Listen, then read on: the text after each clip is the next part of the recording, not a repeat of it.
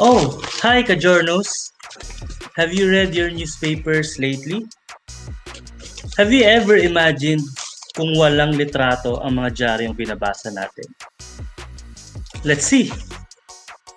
Take a look at this particular issue of the New York Times. This was on August 7, 1945. Anong napapansin ninyo? Ang text heavy, di ba? Wala man lang kahit mukha ng isang tao. And kung mapapansin niyo, sobrang dikit-dikit pa ng text. It's very eye-straining, you know? And would you be interested to read it in its entirety? Ako, maybe not. Now let's see this modern day issue of the New York Times. Oh, ayan. So, kanina, walang photos. This time, ang daming photos. And some photos accompany some news stories. So may mga text na may kasamang litrato. And this was on August 5, 2019. Now let's compare. Which is more appealing to you, Photojournos? Well, if you're going to ask me, I would rather pick up the August 5, 2019 issue of the newspaper, thanks to the really big photographs that accompany some of the stories. And yes, I'm more inclined to read this particular issue. So now we see how helpful images are on the page of a newspaper. Later, we will discuss that in detail. And so, it's all about cuts and cutlines. How do we choose images? How do we use them? How do we tell their stories in a few words? Balikan natin yung issue ng The New York Times na may mga litrato. So kanina na-realize natin, mas magandang tingnan ang pahina ng dyaryo kapag may nakikita tayong mga image, like a photograph or photographs. Gaano ba ka-importante ang mga ito sa journalism, especially in the print medium? First, photographs enhance the news value of the story. You know what these news values are from your previous course, that is news reporting and writing, by effectively, often dramatically capturing its essence. Let's see an example. Here we have a news story, and this is the main story for this particular section. And this is the Philippine Star's World News section. It's about global COVID-19 deaths passing the 1 million mark. Here, below the main headline of the story, is a photograph that accompanies the story. Let's read what it's all about. A woman walks among Spanish flags planted in a park in Madrid on Sunday in memory of COVID-19 victims in Spain. An association of families of the victims planted what it said are 53,000 small Spanish flags to honor those who have died in the pandemic. So you see, it sort of illustrates how big this pandemic really is in terms of death, at least. Photographs also make the subjects real and believable. This story, headlined JP2's Sculpture with Rock, Red Water Makes Waves, is accompanied by a photograph that exactly shows what the headline says. So you have there the statue of the late Pope Saint John Paul II holding a rock above his head and standing on water that's seemingly red. So reading the headline and seeing the photo makes you feel how real the subject is. In other words, sinasabi niya na nag-i-exist kung ano yung sinasabi sa balita. Totoo siya, hindi ba?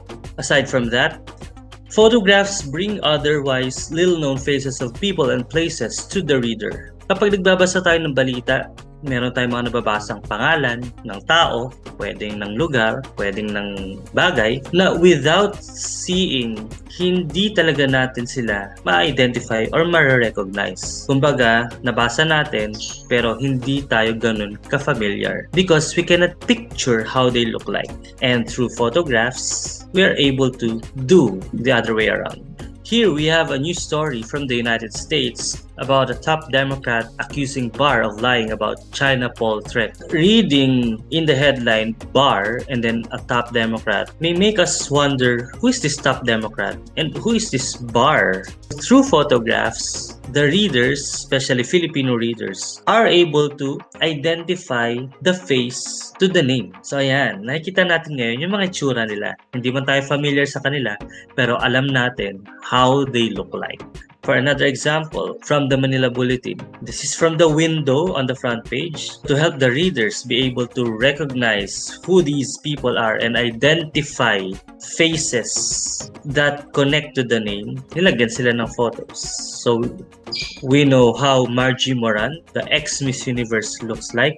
Same with Frankie Pangilinan, the daughter of Senator Kiko Pangilinan and veteran actress Sharon Cuneta, and filmmaker or film director Pepe Jocno from the prominent Jocno clan.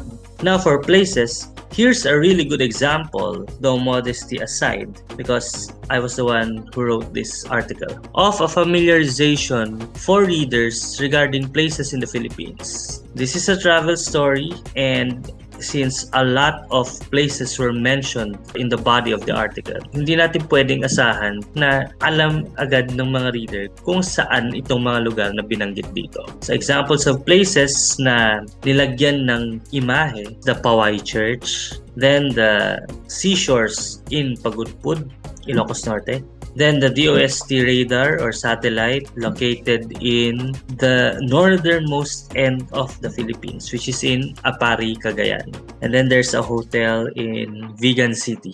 There's even a map of northern Luzon. So seeing these images help the readers like you or whoever's going to read this for the first time know how the places mentioned in this article look like. Mas maganda yun, di ba, na hindi ka lang nag-imagine. Nakikita mo kung ano yung nababasa mo. Lastly, photographs add to the visual appeal of the printed page. Remember yung the New York Times examples kanina? You compare, no? Walang litrato, may litrato. Pag may litrato, mas umaangat yung page. Let's see some other examples. Of course, I work for the Philippine Star, so understandable. Here we have two photographs. One of a person and one of mixed subjects. So merong tao, merong sasakyan, merong books, and other elements in the photograph. So without these photographs, imagine puro text yan. So para siyang yung 1945 New York Times example natin kanina. Hindi siya kaaya-ayang tingnan, hindi siya nakakakuha ng attention. Another example, still from the Philippine Star, the banner photo is an action photo. So kung makikita ninyo, mga taong tumatawid sa hanging bridge. Below, medium-sized photograph is about, I think, this is the meeting among congressmen with the president. Although parehong may mga taong involved, makikita ninyo anong difference. Yung sa taas, yung banner photo, may movement. Yung sa baba, still, hindi sila gumagalaw. So may balance kahit papaano. No? And in the end, it makes the page more appealing to the readers because without those images, ano magiging itsura ng pahina ng dyaryo? Puro letra, puro salita, masakit sa mata. Nakakapagod din basahin na puro ganun lang. And here's a very good example of a photograph really enhancing the page of a newspaper. From the Manila Bulletin, banner photo rin siya, blown up, kung mapapansin niyo, of the facade of the Cultural Center of the Philippines. And I think it's a night shot when the fountain was lit para makita yung brightness and luminosity nung kapaligiran. Ang ganda, di ba? Kung wala yan at puro text yung nasa taas, and let's say wala rin yung litrato sa baba, how would you feel seeing the page? Hahanap na lang kayo ng ibang pahina, no? Na mas magandang tingnan. Now, for the Philippine Daily Inquirer, here's another photograph with movement, and it's an underwater image. The mere fact na makulay makes the image truly appealing, and it helps na paangatin yung pahinang ito. And there's a cut-out photograph of a person making gestures while delivering a speech. So may variety din, no? So again, kung wala yung mga litratong yan, puro text, ano ang dating? Babalik tayo dun sa 1945 New York Times front page example. And a combo of 2 pages, so this is one of the issues that I edited and closed for the Philippine Stars World section. This is the September 8, 2020 issue. So, ang daming photos, no? Merong Democrat and si Barr. So, dyan siya nanggaling. Merong images ng mukha ng mga tao. Merong images ng nature. Merong images ng isang object. Although, merong tao dun sa object. So, may variety. And when you have variety in the use of images, like photographs, it makes the page or the pages of a newspaper more appealing. Mas titingnan siya ngayon ng reader mo compared with puro text lang. Again, 1945, the New York Times issue. Masakit sa mata, puro letra, wala man lang something na mapapatitig ka kasi nagandahan ka nung nakita mo. Diba? Because, as they say, a picture paints 1,000 words. Meron mang text sa newspaper page, iba pa rin yung may photo na may sinasabi ring iba. And maraming pwedeng sabihin yung image na yon. A photograph or photographs, however, is just one of those common and indispensable elements of modern journalism. Common meaning these days, lagi na yung nakikita. Kapag bumili ka ng dyaryo sa labas, wala kayong makikitang dyaryo na walang litrato. Indispensable meaning it's something that we cannot do without now. So hindi pwedeng mag-print ng isang pahina ng dyaryo nang wala man lang ka-image kahit mukha ng isang tao. Meron at merong ilalagay na non-text element sa pahinang yun. And a photograph is one of the types of what we call artwork in print media. When we say artwork, it refers to material other than the text prepared for reproduction. So anything that is non-text is called artwork in the print medium. Artworks can be a cartoon, an illustration, a diagram, graphs, like this circle graph. And graphs are considered infographics, the combination of infographics. And you have photographs. So magkakasama sila sa isang article on a page of the newspaper. Ang ganda tingnan, di ba? Mas mapapatingin kayo, mas pipick upin ninyo, mas babasahin ninyo. Another example of a combination of several types of artwork. Now, we call a specific item of artwork a cut. That's a newspaper jargon. But before we are able to tell the story of the images we're going to use for a particular page of a newspaper, we have to choose first. How do we choose? Here are some tips to remember. Number 1, the quality of the photograph is just as important as its composition. You had earlier seen this one. Kung mapapansin ninyo, sobrang linaw ng kuha. Obviously, it was taken using a professional photographer's or photojournalist's camera. Clearer and more detailed. And yes, hindi pixelated. Now compare this particular shot. I took this selfie with the really mesmerizing Golden Gate Bridge in San Francisco, California. Ganda, no? And malinaw naman siyang tingnan. Actually, pareho silang malinaw. Pero mas malinaw ito. So ito yung sinasabi nating quality and composition. Dahil ito ay kuha ng photojournalist's camera, yung pang professional talaga, no? Mas maganda yung image na na-produce. Sobrang linaw. And these are the kinds of images that should be used for newspapers. This selfie may be clear, but if you notice, medyo may malalabong parts na kapag ito ang ginamit ninyo sa dyaryo, medyo hindi magiging maganda ang register. Because again, dapat mataas ang resolution ng litrato katulad nito.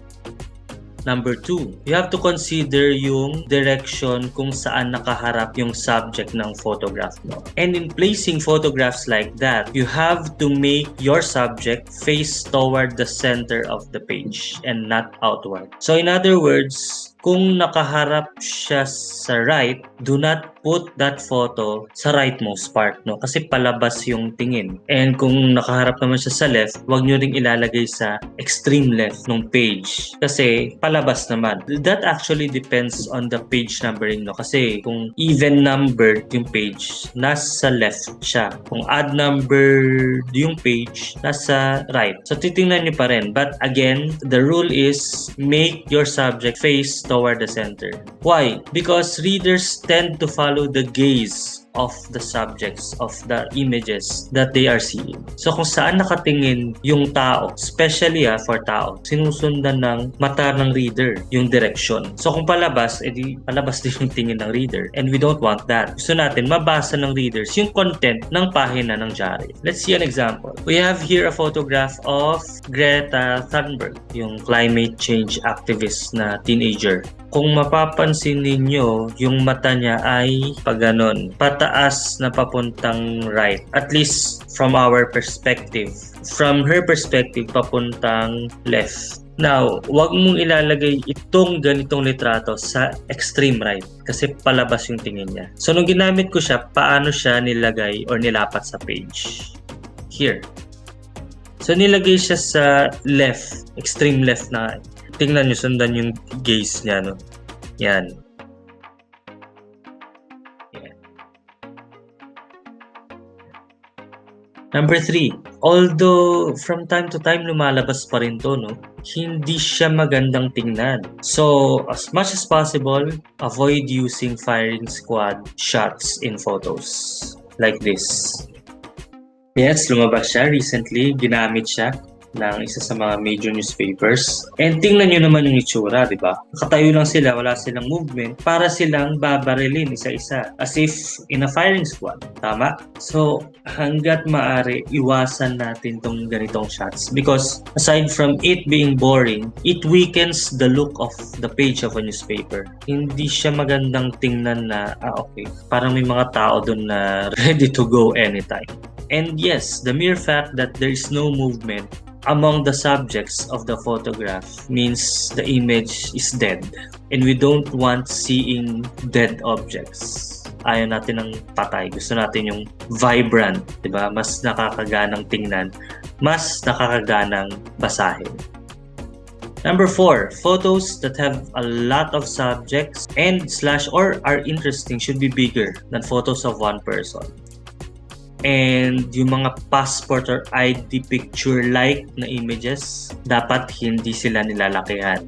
Babalikan natin si Top Democrat at Bar. Kung mapapansin ninyo, medyo malaki sila pero hindi ganun kalaki. And you should never ever blow them up further. Tama na yung ganyan. No? Mas maliit, mas okay. Pero dahil may space naman, pwede na rin. No? But never ever make them bigger than the image of yung train coach na may kaisa-isang pasahero. Tutuusin, medyo wala siyang movement pero may drama, no? Kasi parang lonesome yung subject doon sa loob ng train coach. Number 5, avoid photos where subjects are too small to be seen. Now, for newspapers, the subject should be recognizable unless it is a tragedy/victim photo. So, kung tragic yung shot at merong victim na nandun sa kuha, wag nyong i-zoom in dun sa subject na yun. So, okay lang yung long shot. Here's a random photo that I took when I was in Flushing, New York back in 2018. Although may mga subjects na mas malaki sa iba, practically pare-pareho silang maliliit. Now, which of the elements in the original photograph can be enlarged para mas may dating kahit papaano? Yung may baby? Right. So, there. May movement. So, iba-iba yung direction ng tingin ng mga tao. So, may variety in terms of the subjects. And pag may variety, mas maganda.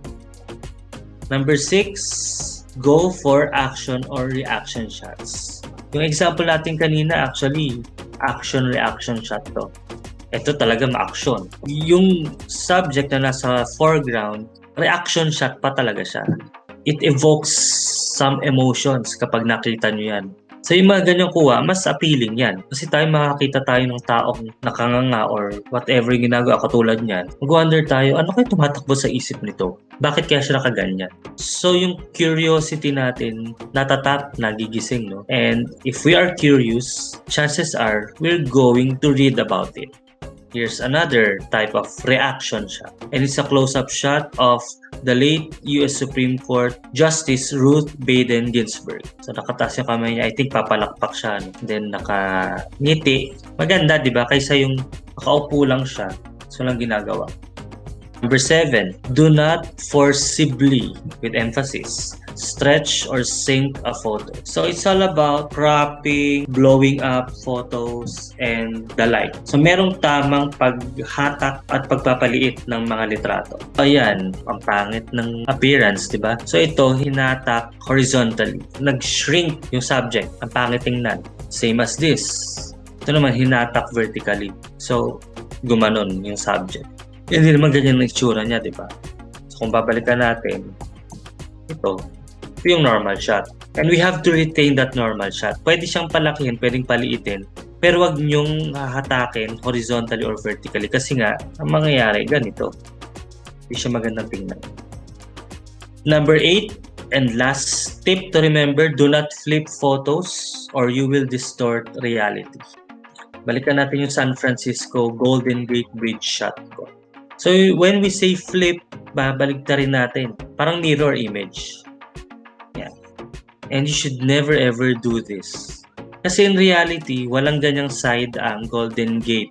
And yung hill na yon sa kabilang side, yung Sausalito, hindi ganyan ang orientation niya. So, binago nyo yung kung ano yung nag-exist in reality. And remember na photographs are used for court cases. And kapag ganyan yung nakitang photo, crucial element siya pagdating sa maybe pagbibigay ng verdict or anything na makakatulong sana yung photograph.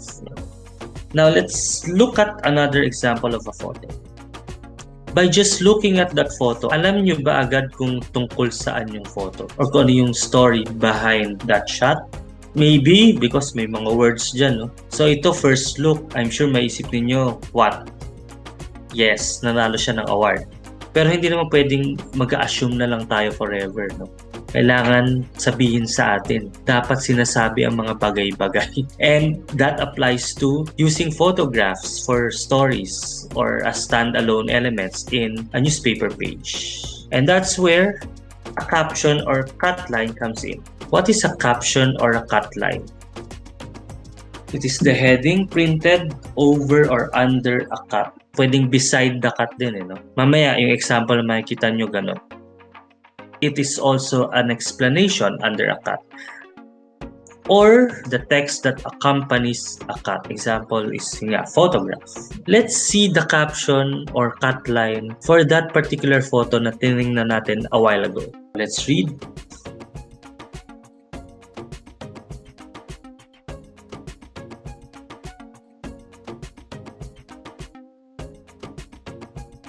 Okay. Ano yung nakikita ninyong elements sa isang caption or cutline na katulad nito? Ilan nang nakikita ninyong element? 3? Yes, you're right. Ano-ano yung tatlong ito kaya? Isa-isahin natin. The first element is what we call the overline. The overline refers to those few bright words to put across the point of the picture. So in other words, parang in a few words, sinasabi niya kung tungkol saan yung litrato. And it is used primarily to attract the reader's attention and maybe evoke an emotion. The moment na mabasa yung cutline and makita yung photograph na dinedescribe nito. Usually, overlines are set in boldface. Pero yung iba, hindi. Depending on the style of the publication. So, nasaan dyan yung overline? Yes, top winner. That is the overline. Now, what's the next part? Of course, the body. And the body is where the description and explanation about the photograph can be found. Nandito na yung complete sentences. So, andyan yung action, simple description, and as much as possible, no labels and lifeless phrases. And the body of a caption or a cutline should be done interestingly, accurately, and always in good taste. And of course, don't forget the important details. Lastly, the body should be written in a lively vein whenever appropriate, especially if you're using action/reaction shots. That's the body, the one that describes what the photograph is all about, or the one that tells the story of the photograph or the image. Now, what's the last part? Ano na lang natitira? And that's my name. What is that part called? It is called the credit. The credit acknowledges the source, and usually it's the name of the photographer or the owner of the photograph. Pwede rin naman siyang file copy. You can put from the library or archive of whatever newspaper or whatever publication it is. Pwede rin siya manggaling sa wire agencies like AP, AFP, and Reuters. And as you have seen, it immediately follows the body. So that's the credit. Some newspapers indicate the credit using parentheses, some using smaller font sizes.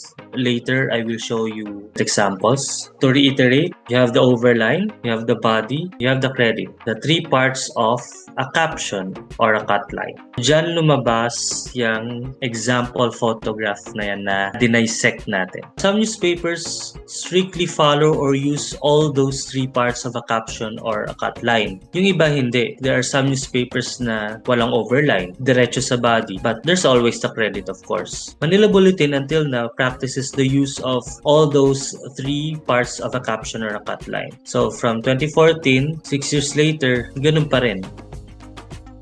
The Philippine Daily Inquirer also has an overline for its captions. A Philippine Star, hindi gumagamit ng overline. Diretsong body.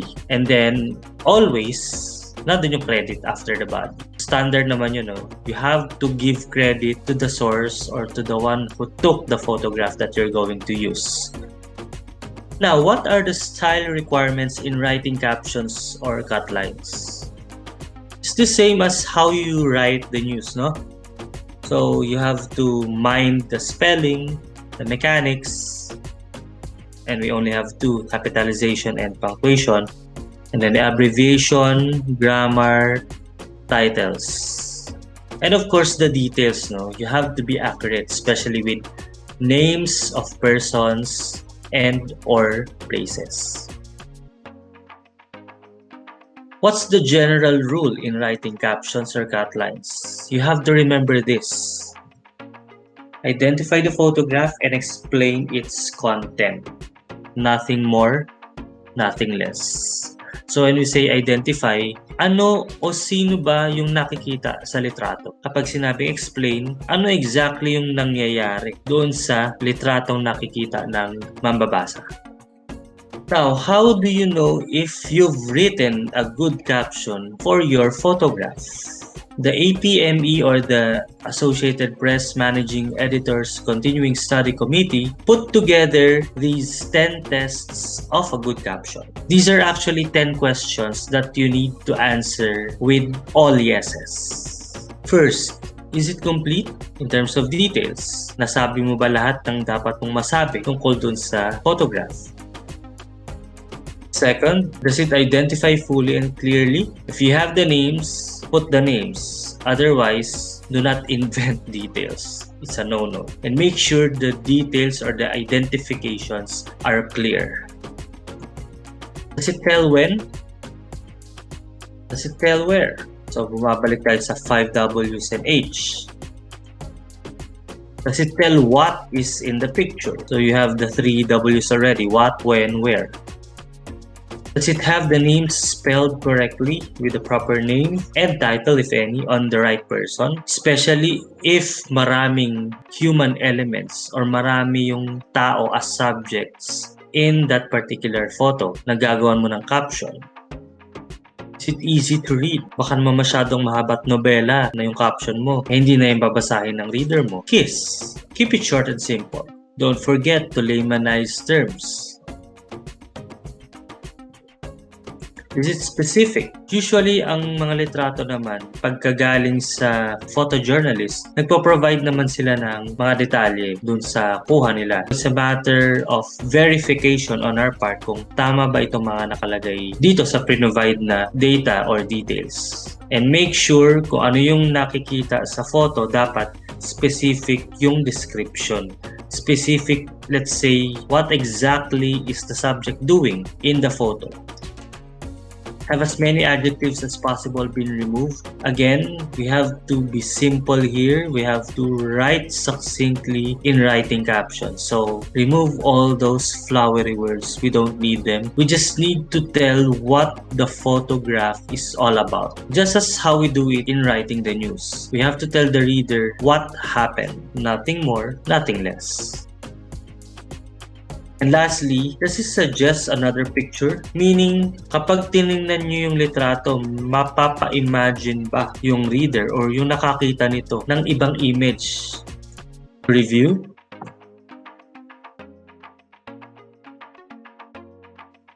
Now, let's take a look at another example of a photograph with caption or cutline. Yung nakikita ninyo ngayon ay isang litrato sa aftermath ng wildfires sa United States. Tingnan natin kung papasa siya sa 10 tests of a good caption.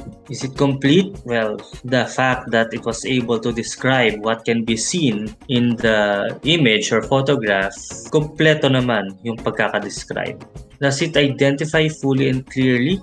The caption identifies the main subject, which is the person on the foreground, yung mas malapit. And he is firefighter Captain Aaron Bustard.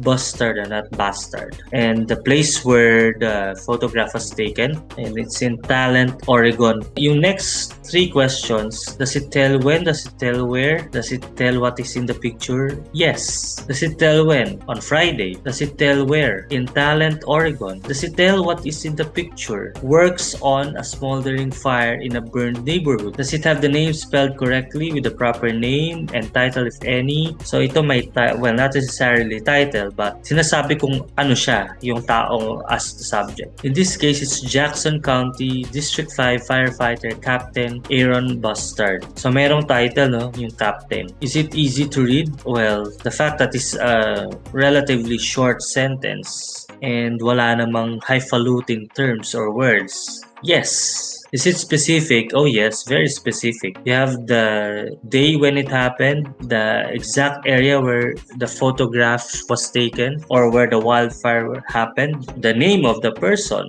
even the title. Have as many adjectives as possible been removed. Smoldering, burned, destructive. If you're going to ask me kung dapat patanggalin yung tatlong adjectives na yan, basahin natin kapag wala. Jackson County District 5 Firefighter Captain Aaron Bustard works on a fire in a neighborhood in Talent, Oregon on Friday as wildfires devastate the region. Pwede naman, although parang kulang kapag walang description kahit paano. Again, you have to explain and describe what is seen on the image. So maybe for this particular example, okay lang na may adjectives. But use them sparingly, no? Don't use adjectives too much. Does it suggest another picture? Well, looking at it, mapapaisip ka paano sa ibang lugar, sa nearby areas, ganyan din kaya. If you're able to imagine images like this as happening in other areas, then yes is the answer to the 10th and last question. So this one passes for a good caption. Of the many things that we have learned so far about choosing and using images or photographs and writing captions or cutlines, we have to remember this. Never ever write a caption without seeing the picture. And that is the cardinal rule in writing captions or cutlines. Meaning to say, this should never be violated. For one, how can you write something without seeing anything? Right? Tingnan muna kung ano yung litrato sa kagawan ng caption or cutline. Now let's have an exercise. For the first exercise, I will demo to you how it should be done. So based on the given details, write a cutline for the following photograph or photographs. This is the photograph, and here are the details.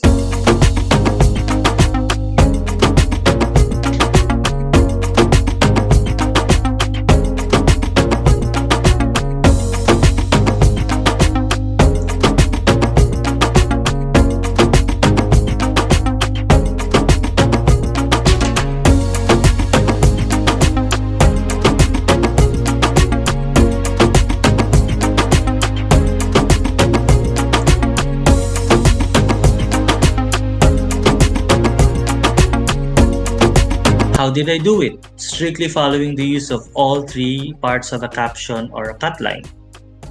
Here.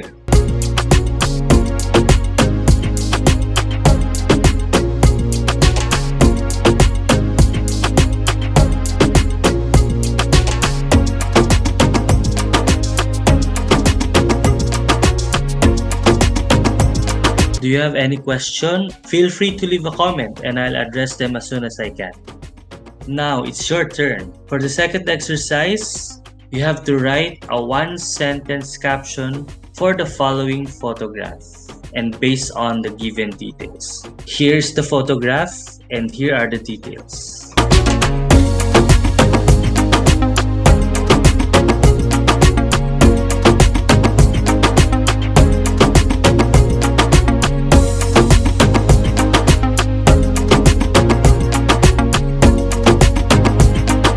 Again, just one sentence, okay? Please write your answers and send them to me via private messaging on UST Cloud Campus or the Blackboard site, okay? Please send them as soon as you finish so I can review them and we will discuss them during our synchronous session this week.